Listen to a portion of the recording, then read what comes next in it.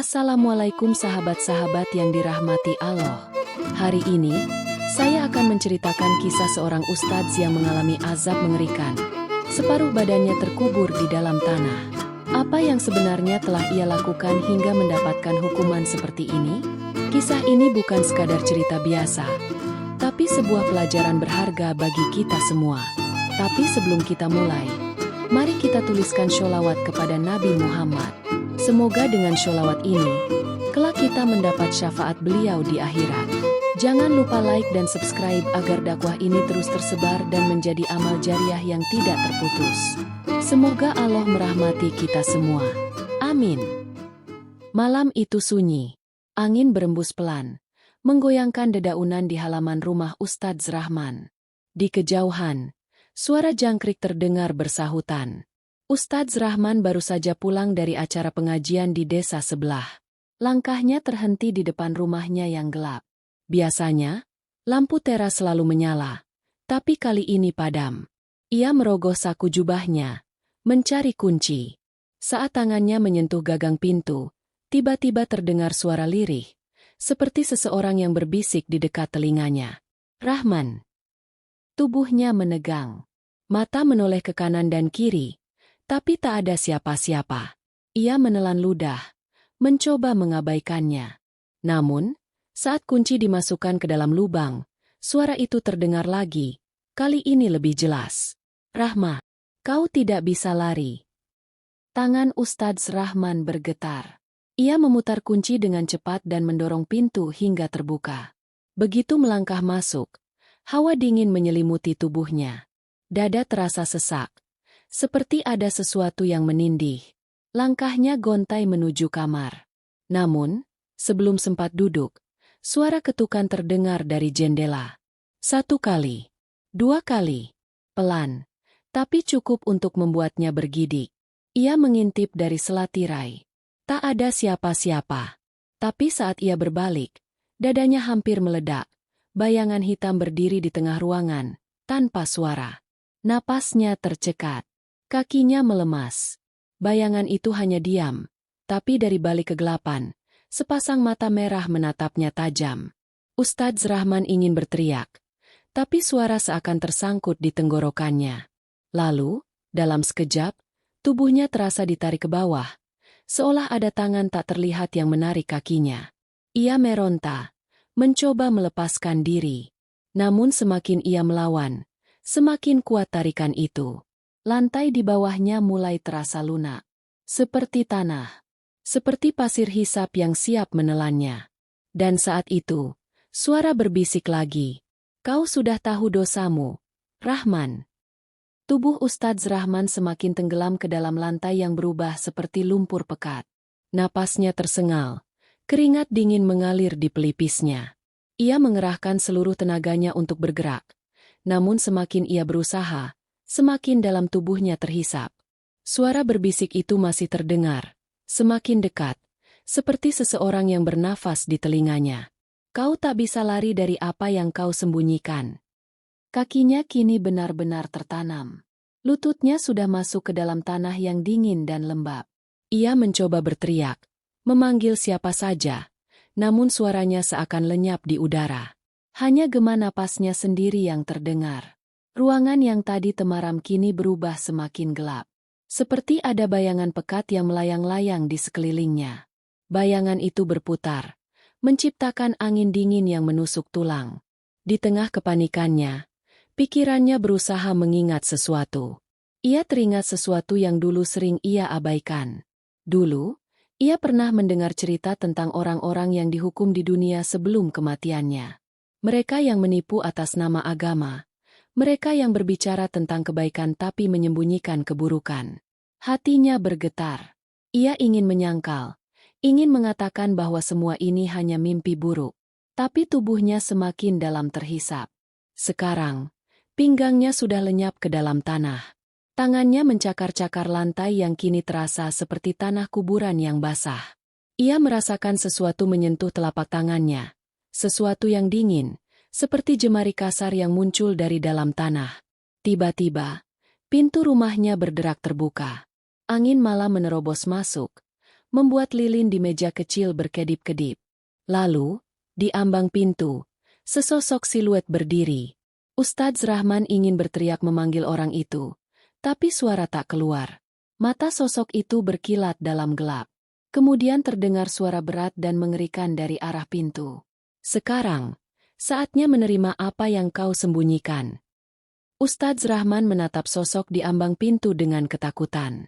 Cahaya remang-remang dari lilin membuat siluet itu tampak lebih menyeramkan. Nafasnya memburu, tubuhnya semakin tenggelam. Kini hanya tersisa dada ke atas. Sosok itu melangkah masuk, perlahan. Setiap langkahnya seolah menggema di seluruh ruangan. Ketika wajahnya mulai terlihat, Ustadz Rahman merasa jantungnya hampir berhenti berdetak. Itu bukan manusia. Wajah sosok itu pucat seperti mayat. Matanya hitam pekat tanpa bola mata. Bibirnya kering dan retak, tapi dari sela-sela bibir itu, terdengar suara yang berat dan menekan. Kau pikir bisa menghindar? Ustadz Rahman ingin beristighfar, ingin menyebut nama Allah, tapi lidahnya keluh. Ia hanya bisa menatap sosok itu mendekat, merasakan hawa dingin yang semakin menusuk. Kau mengajarkan kejujuran, tapi kau sendiri menipu. Tubuhnya bergetar. Hatinya menolak tuduhan itu, tapi sesuatu dalam dirinya tahu bahwa semua itu benar. Ia mengumpulkan sisa kekuatannya, mencoba berbicara. Tidak. Aku hanya. Suara itu menyelanya. Kau mengambil uang sumbangan masjid. Kau katakan itu untuk pembangunan rumah Allah, tapi kau gunakan untuk kepentinganmu sendiri. Dada Ustadz Rahman terasa semakin sesak. Ia ingin menyangkal, tapi kata-kata itu seperti belati yang menancap langsung ke jantungnya. Sosok itu kini berdiri tepat di depannya. Napasnya dingin, menusuk kulit. Kau berdakwah tentang keikhlasan, tapi hatimu penuh kepalsuan. Tangan Ustadz Rahman mencengkeram lantai dengan kuat, berusaha menarik dirinya keluar. Tapi tanah di sekitarnya semakin mengeras, seolah menolaknya. Air mata mulai mengalir di pipinya. Ia menyesal, tapi ketakutan menelan semua pikirannya. Lalu, sosok itu membungkuk, mendekatkan wajahnya ke telinga Ustadz Rahman, dan berbisik. Sudah terlambat. Sekejap kemudian, sesuatu menarik tubuhnya ke bawah dengan kekuatan yang lebih besar. Ustadz Rahman menjerit, mencoba meraih apa saja untuk bertahan. Tapi tak ada yang bisa menyelamatkannya. Ustadz Rahman meronta, mencakar tanah yang kini mengeras seperti batu. Napasnya tersengal, tubuhnya semakin tertanam, hanya menyisakan leher dan kepala di atas permukaan. Matanya liar mencari pertolongan, tapi rumahnya kini terasa seperti dunia yang terasing. Dinding-dinding seakan menjauh, menciptakan ruang gelap tanpa batas. Bayangan yang berputar di sekelilingnya semakin pekat, seperti kabut hitam yang hidup dan berbisik. Di tengah keputusasaannya, ia merasakan sesuatu yang mengerikan. Tangan-tangan tak terlihat mencengkeram tubuhnya dari dalam tanah. Jemari kasar itu melilit kakinya, menariknya perlahan ke dalam kegelapan. Jeritannya menggema. Tolong! Siapapun! Tolong aku! Namun hanya keheningan yang menjawab. Lalu, dari balik kabut hitam itu, muncul sosok-sosok lain. Mereka berdiri di sekelilingnya, menatap dengan wajah yang kosong. Wajah-wajah itu tidak asing. Beberapa adalah orang-orang yang pernah ia kenal. Ada seorang lelaki tua yang pernah menangis meminta bantuannya di masjid. Seorang ibu yang pernah menyerahkan uang terakhirnya demi sumbangan yang katanya untuk pembangunan. Mereka menatapnya tanpa suara. Mata mereka penuh luka, seolah menanggung beban yang tak terlihat. Lalu, salah satu dari mereka berbicara. Kami percaya padamu. Suara itu terdengar parau, seperti berasal dari tempat yang sangat jauh. Kami menyerahkan harta kami demi kepentingan agama. Ustadz Rahman menggeleng dengan panik. Tidak, aku tidak bermaksud seperti itu. Aku hanya... Suaranya terhenti. Ia tahu, tak ada alasan yang bisa membebaskannya. Hatinya menjerit. Bukan hanya karena ketakutan, tapi karena kenyataan yang tak bisa ia hindari. Salah satu sosok itu maju, tangannya yang kurus dan pucat mengarah ke tanah di sekitar Ustadz Rahman. Ini bukan hukuman dari kami. Lalu, tanah di bawahnya bergetar. Ini adalah balasan dari apa yang kau lakukan. Seketika itu juga, tanah di sekitarnya runtuh. Tarikan dari bawah semakin kuat, membuatnya terhisap lebih dalam.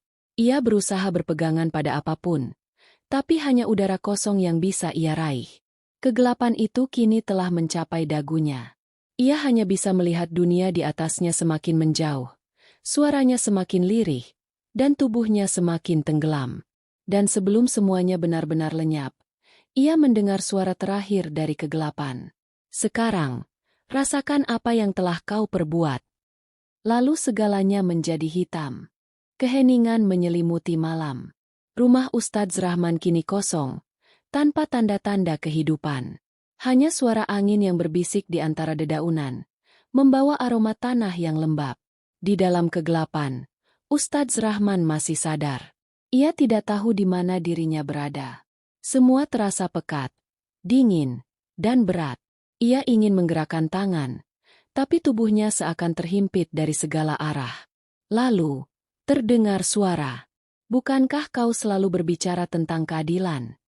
Suara itu bergetar, bergema dari segala arah, seolah datang dari dalam tanah itu sendiri.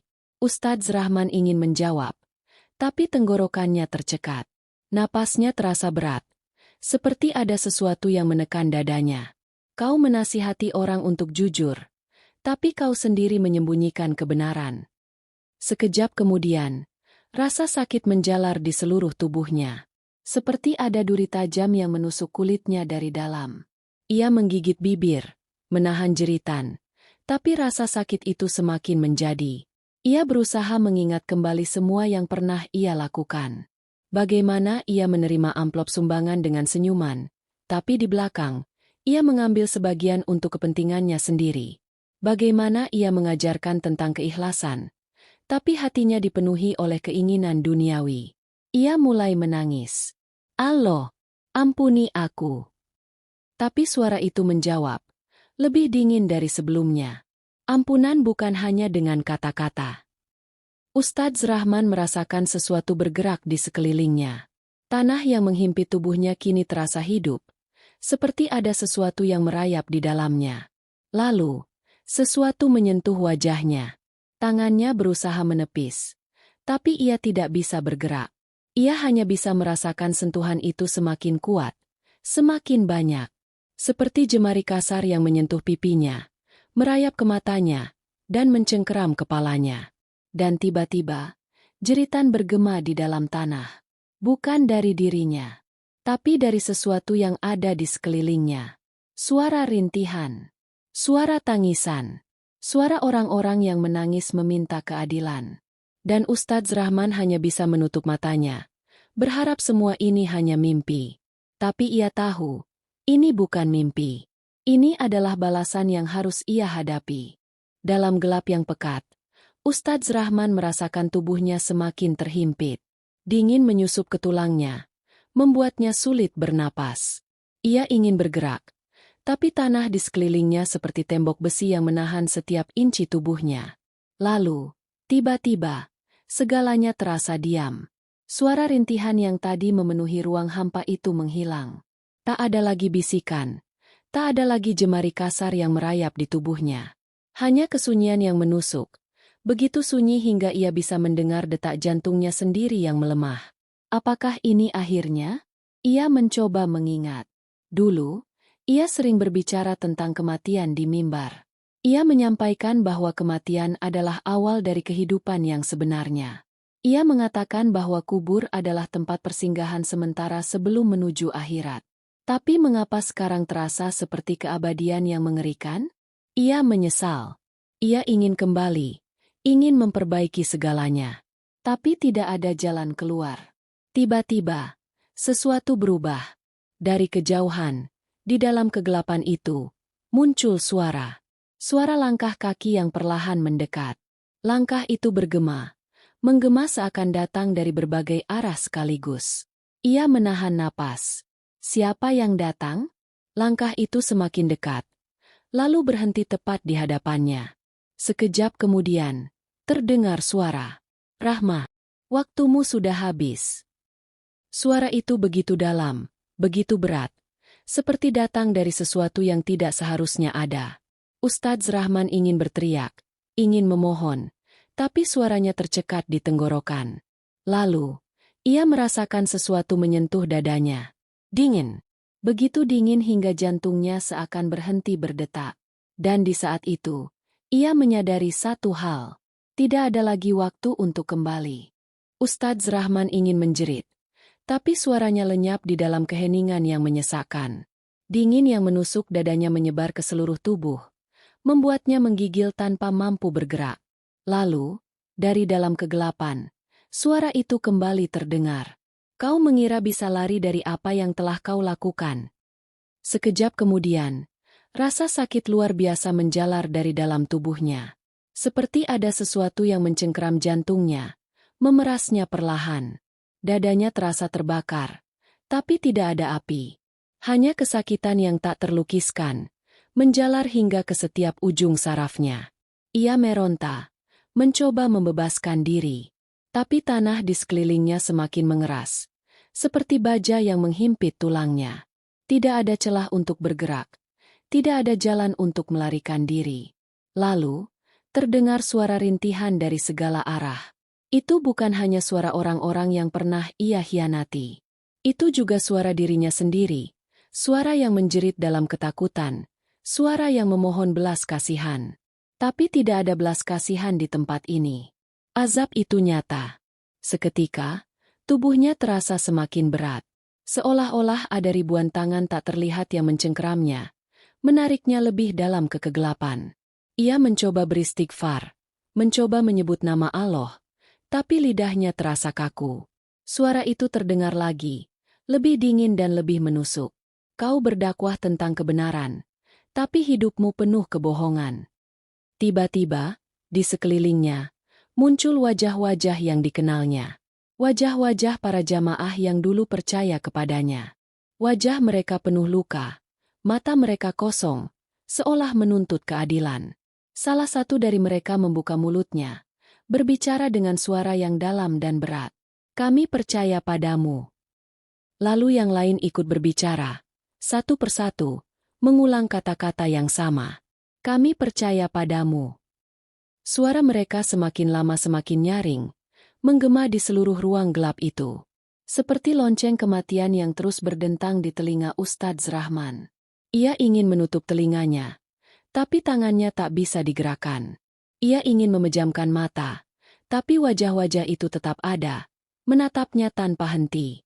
Dan tiba-tiba, tanah di sekelilingnya kembali terbuka. Tapi kali ini, bukan untuk membebaskannya, melainkan untuk menelannya sepenuhnya. Tubuhnya terhisap ke dalam kehampaan, ditelan oleh kegelapan yang tak berujung. Ia berusaha menjerit, memohon ampun, tapi suaranya tak lagi terdengar. Hanya satu kalimat terakhir yang menggema di telinganya sebelum semuanya lenyap. Inilah akibat dari apa yang telah kau perbuat. Dan dalam sekejap, Ustadz Rahman benar-benar hilang. Cerita ini adalah fiktif, dibuat seperti nyata untuk memberikan kita hikmah dan pelajaran hidup. Dalam kisah ini, kita diingatkan tentang pentingnya menjaga keikhlasan dan kejujuran dalam setiap perbuatan, khususnya ketika berhubungan dengan agama dan kepercayaan orang lain. Ustadz Rahman, yang menjadi tokoh utama dalam cerita ini, menghadapi azab karena menyembunyikan kebenaran dan tidak memegang amanah dengan sebaik-baiknya.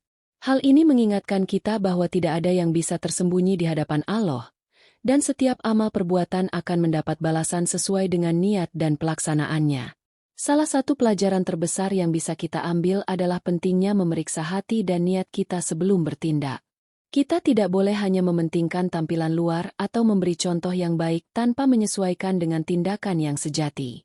Kejujuran dan keikhlasan adalah dua kunci utama untuk memperoleh ridho Allah. Sesungguhnya Allah tidak melihat pada bentuk tubuhmu dan rupa parasmu, tetapi Allah melihat kepada hati dan amal perbuatanmu. Hadits riwayat Muslim. Ayat ini mengingatkan kita bahwa apa yang lebih penting di sisi Allah adalah hati yang bersih dan amal yang ikhlas, bukan penampilan atau status sosial. Ustadz Rahman akhirnya mendapat balasan sesuai dengan perbuatannya karena meskipun tampak baik di luar, hatinya tidak bersih dan tidak ikhlas dalam mengelola amanah. Kisah ini juga mengajarkan kita untuk tidak hanya berbicara tentang kebaikan, tetapi harus sungguh-sungguh dalam melaksanakannya. Setiap tindakan yang kita lakukan memiliki konsekuensi, dan Allah Maha Adil dalam memberikan balasan. Keikhlasan dalam beramal sangatlah penting, terutama ketika menyangkut masalah agama. Tanggung jawab kita sebagai umat Islam adalah memastikan bahwa apa yang kita lakukan selalu selaras dengan ajaran yang benar dan tidak diselewengkan demi kepentingan pribadi. Terima kasih telah menonton cerita ini. Jika kalian merasa terinspirasi dan ingin berbagi pendapat, jangan ragu untuk memberikan komentar, like, dan subscribe. Dukungan kalian sangat berarti untuk terus menyebarkan dakwah dan kebaikan. Semoga hikmah yang terkandung dalam cerita ini membawa manfaat untuk kita semua.